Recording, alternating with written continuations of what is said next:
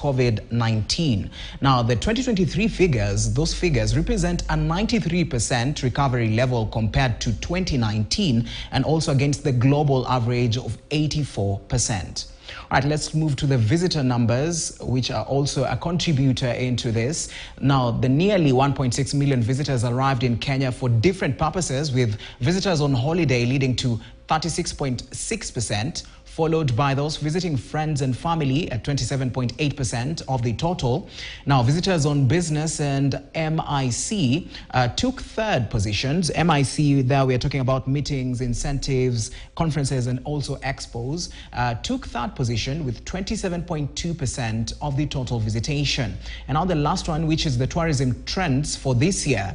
In 2024, some of the trends that we are expecting, the country hopes to build on resurgent travel from established markets such as the United States and Europe. Now, additionally, there is also considerable growth from the African markets, with Uganda, Tanzania, Rwanda, and South Sudan forming a remarkable percentage of the top visitor contributing countries for Kenya. Now, for instance, Uganda has a 10% market share and also ranks second overall, with Tanzania following closely with an 8% market share, indicating the growth potential within intra-Africa travel. Now, also digital connectivity will be a significant trend shaping the tourism landscape. Now, with the explosive growth of social media and also online booking platforms, tourists are enjoying unprecedented access to the travel information and also resources.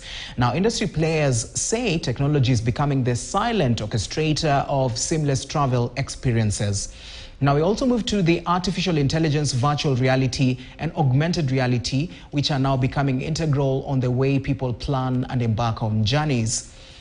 Now, Kenya Tourism Board also hopes to engage with travel trading partners, including airlines, tour guides, and hotel owners in delivering Kenya's experience during conferences, where we are looking at number 4, meeting, conferences, and also expos. And lastly, global wellness trend, which has witnessed a surge in demand for wellness retreats, spa vacations, and also destinations that prioritize physical and mental well-being, including digital detox. All right, these are some of the trends that we are expecting to look at in terms of tourism this year. And those are also the performances in 2023, what we're expecting also in 2024. And now joining us is Peter Mutinda, who is the president of the Asia African Commercial Commerce. Chamber of Commerce. Thank you so much for that. And now you're joining us to just discuss about this. We are starting the year.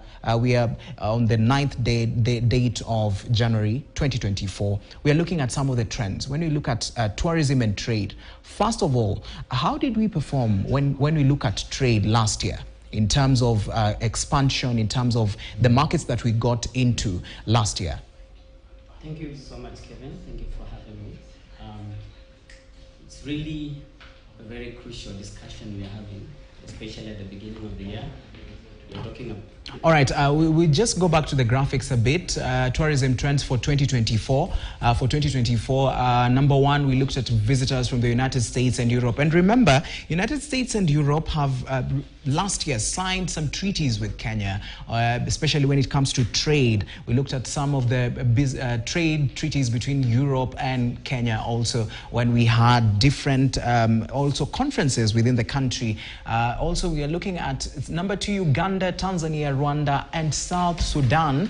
These are our neighbors here, and they are holding really high percentages when it comes to the visitors who come into the country, especially from Uganda, Tanzania, Rwanda, and also recently South Sudan. These are also countries that are going to be contributing really largely towards our tourism trends in 2024 when it comes to EAC and also the tourism sector and aspect also within this.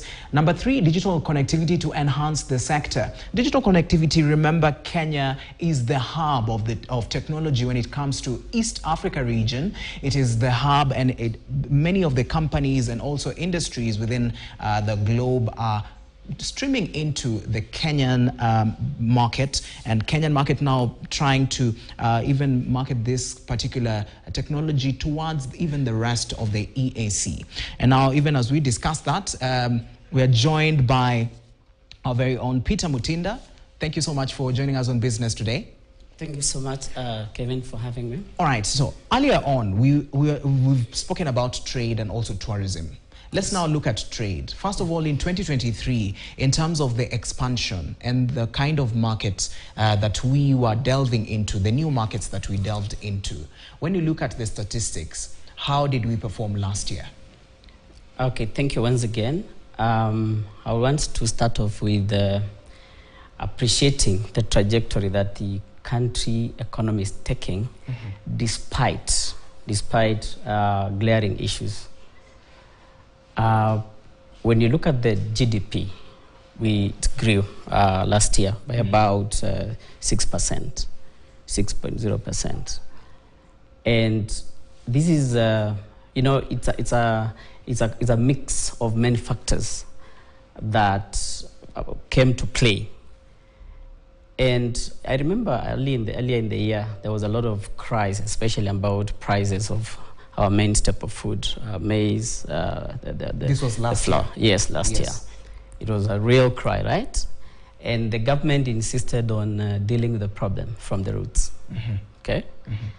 And talking about fertilizer subsidies, encouraging farmers to produce more.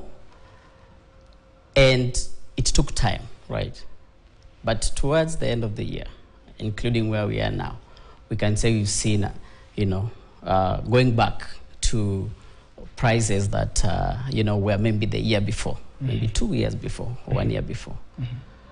So talking about how the economy is going, I would emphasize on looking into a long-term solution. Not sweet at the moment or for the short run, but looking into a long term. A lot of cries were being there about prices for fuel, and it's all over in the media and everybody. And there has been also global issues affecting. But we are saying, what is the general direction that we are taking? Yeah. And the general direction is somebody somewhere is doing things, is implementing policies which might sort us out or might bring us to a better place. Probably like when we'll be talking maybe next year, 2025, seated in the same place, discussing like this. Some of these things could be coming down. Because when you talk about growth in economy, and you're talking of especially GDP, you want to use that, most of Kenyans will not understand what you're talking about, right? Because they will look at the prices of things and all that. But for sure, the general direction. And for the layman, I want to use the example of the maize flour. How the government emphasized on the fertilizer, dealing with the problem. Because subsidies could have come. It's our tax money, right? Subsidies could have come, and they go to the millers and give them money and tell them lower it down to this. But that would not be a long-term solution. We'll be going round and round. But when you increase the production, and that has happened, it's something that we can talk about. Okay. I would want to have a disclaimer on this because, most of the times because of the political temperatures, people have a challenge in appreciating good things, right? So as we make the noises about what is happening, it's also good to have what I can call constructive criticism. And we are talking about the economy today, talking about last year, right?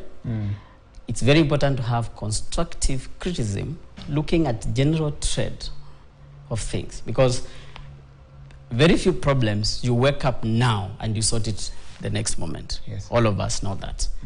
Yeah. Okay. Thank you. Okay, thank you so much for that. And now let's look at another issue. Now, crossing over to 2024. Yes. Now that we've started the year, the government last week waived off visa for almost for every visitor who's coming into the country. Yes. Kenya now is visa free, but now there's a fee that someone needs to pay in order for them to attain their electronic travel authorization, which is the ETA, which has a 3-day approval, and then you get it.